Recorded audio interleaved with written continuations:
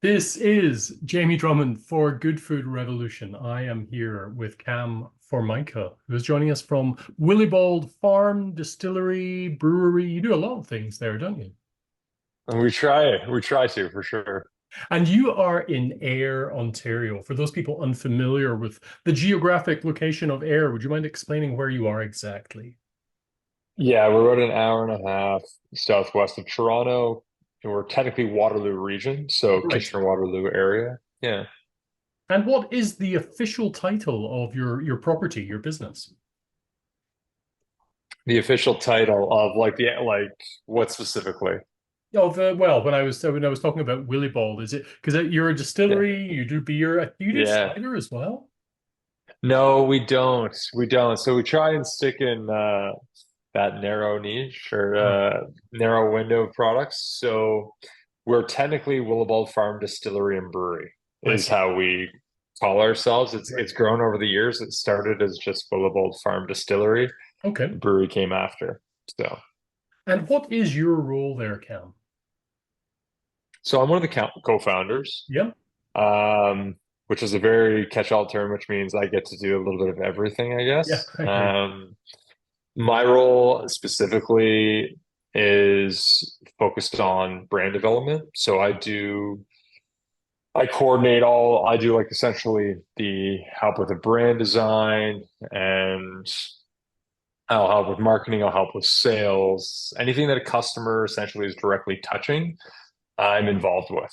So Now, it's a with lot. you, yeah, I can imagine. Now, with you being one of the co-founders, you'd be the best person to Mhm. ask as to how this project came about. Yeah, for sure. So it was started by myself and two business partners. We began working on this halfway through 2013, so a little over 10 years ago now. We had just finished university and we're looking for something to sink our teeth into. Mhm. We had seen what craft spirits were doing in the United States, and we thought that there was going to be an opportunity here where craft spirits were really growing there. They hadn't really taken off here.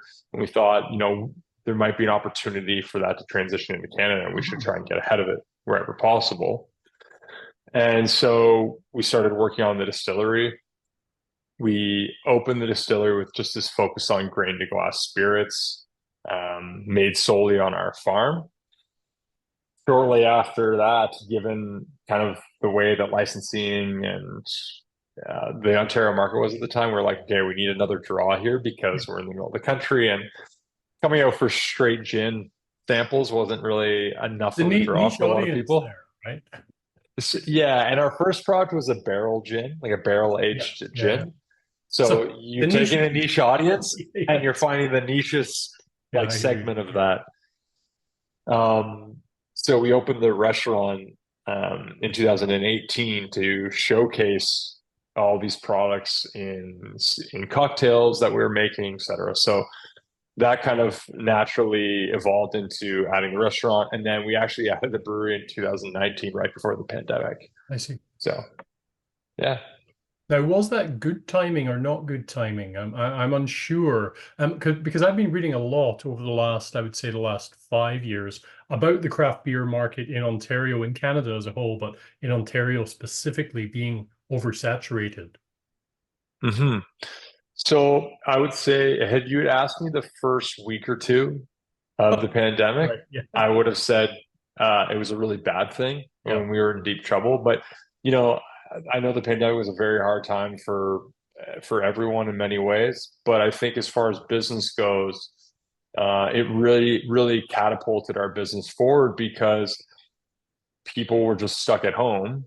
They were looking to consume alcohol, no easy way to get it. And we just decided really early days, we're going to upgrade our website.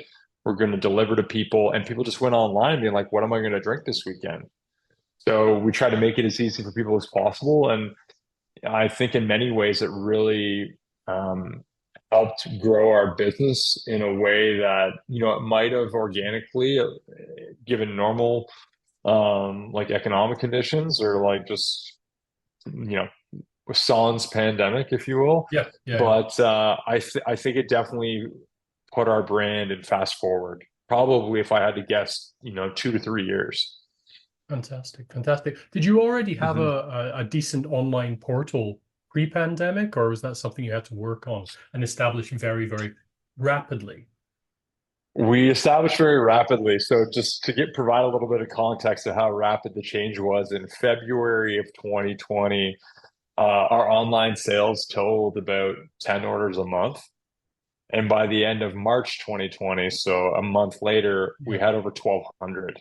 Oh, bloody hell. Yeah, that's pretty impressive growth there. Yeah. Yeah, it was pretty crazy. So, all the little things that you're not even equipped to handle, like with all these orders, it's the boxes, it's the Yeah, sure. packaging, all those types of little things and the manpower to do it. We were just like an assembly line with just our friends and family Hmm. on site because that's all we were allowed to have here, and just packaging orders 12 hours a day. It was crazy.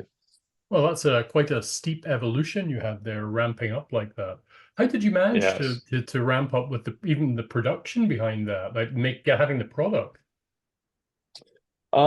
So luckily, I would say for a producer our size, the sales that we're doing versus the output potential, Hmm. there's a pretty big gap there. So even with our still size, like we produce quite a bit of spirit in a year.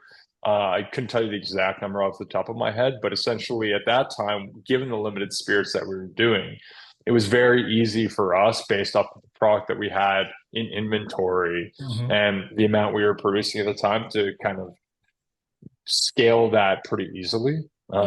Especially because a lot of the products that scaled well tended to be the unaged products. So we didn't have this problem where, okay, oh my God, there's all this demand, but we have to wait 6 months for this product to finish I hear aging. you. Yes, yeah. So we're fortunate to see growth in those areas predominantly. Now, how would you describe the philosophy of the brewing side of things there? Yeah, I think that the brewing and spirits philosophies are very similar. I see. They're both grain to glass, and kind of the way we think of it is like we think of ourselves as a progressive grain to grass or grain to glass alcohol producer Yeah. who's respects tradition but isn't bound by it.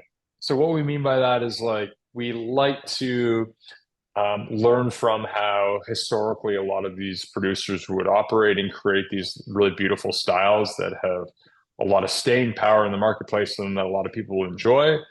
But how do we take that and make it our own? How do we provide maybe a modern tweak or touch to that um, to make it uniquely Willibald? And we try and do that in the beer side and the you know canned cocktail spirit side equally. But that's just our general approach, I would say, to everything that we do.